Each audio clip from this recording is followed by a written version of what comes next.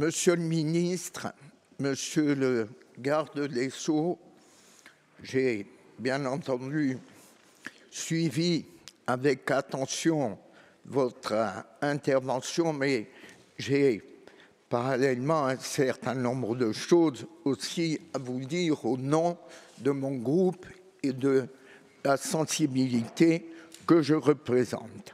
D'abord, rappeler que depuis au moins 6 décennies, la Corse, notre peuple, mène une lutte pour la préservation de notre identité, de notre langue, de notre terre, afin de permettre l'émancipation de ce peuple. Or, les dérives mafieuses, et cela rejoint certains propos de monsieur le député européen Leoluco Orlando, les dérives mafieuses aujourd'hui portent atteinte à l'essence même de cet idéal et des valeurs que nous portons. Nous constatons que ces dérives peuvent prendre plusieurs formes pour atteindre toutes les couches de notre société.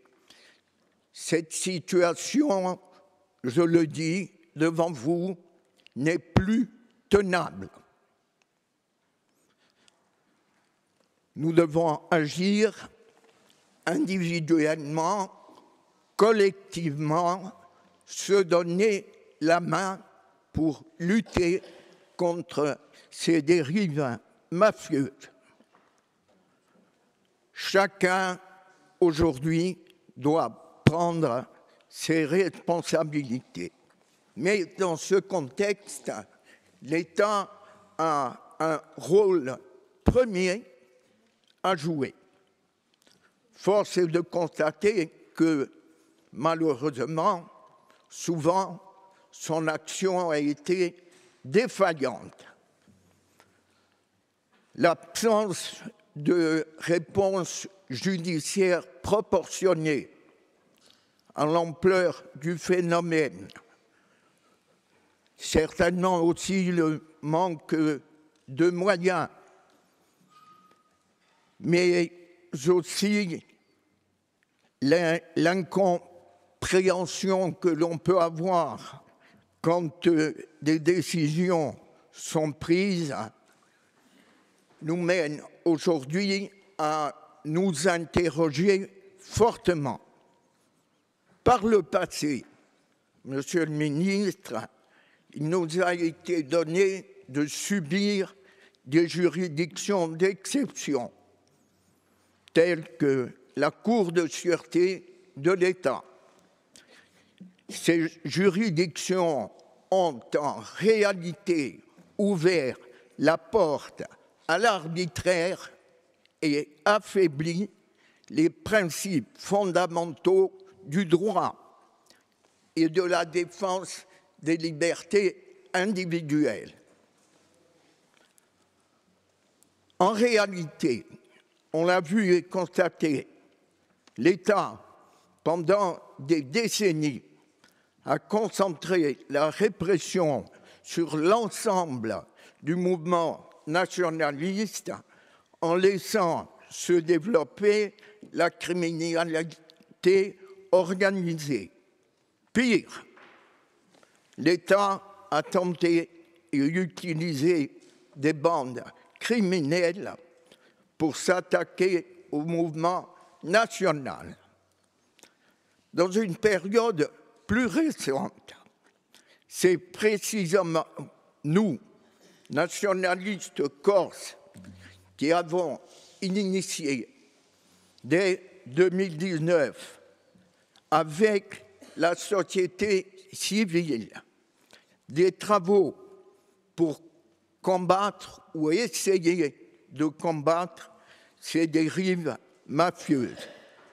Sans compétences régaliennes et ce, malgré l'absence de participation de l'État pourtant invité dans cette enceinte à participer à nos travaux.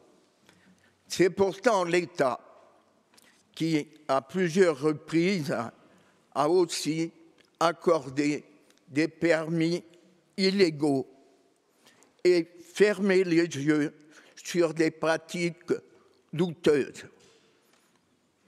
Vous l'avez dit tout à l'heure, il y a un problème de société, c'est le problème de l'argent roi.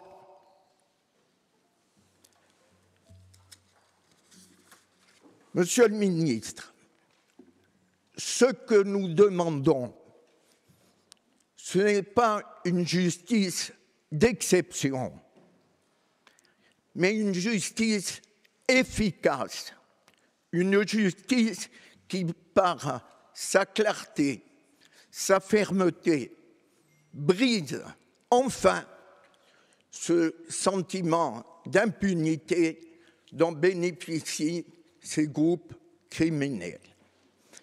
Une justice qui permette aux Corses de vivre de leur travail en toute honnêteté, sans avoir à subir la loi des bandes criminelles qui, par le racket, les pressions et les trafics, gangrènent notre île et rendent notre quotidien difficile. Monsieur le ministre, face à cette réalité, vous avez, bien entendu, j'ai noté, proposé un certain nombre de mesures. Nous aurons l'occasion d'en mesurer les effets. Vous avez dit qu'à partir du 1er janvier, dès le 1er janvier 2026, ces mesures seraient mises en œuvre.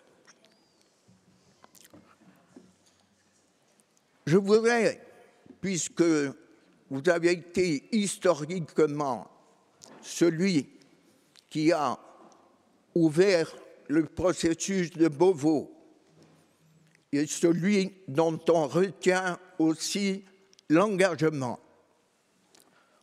vous questionner sur votre attachement ainsi que celui de l'État aux écritures constitutionnelles du 13 mars 2024 consacrant l'autonomie de l'île, l'existence d'une communauté historique, culturelle et linguistique singulière qui constitue le peuple corse, de même qu'un pouvoir législatif et réglementaire direct dont l'étendue reste à traduire ensemble. Je vous remercie.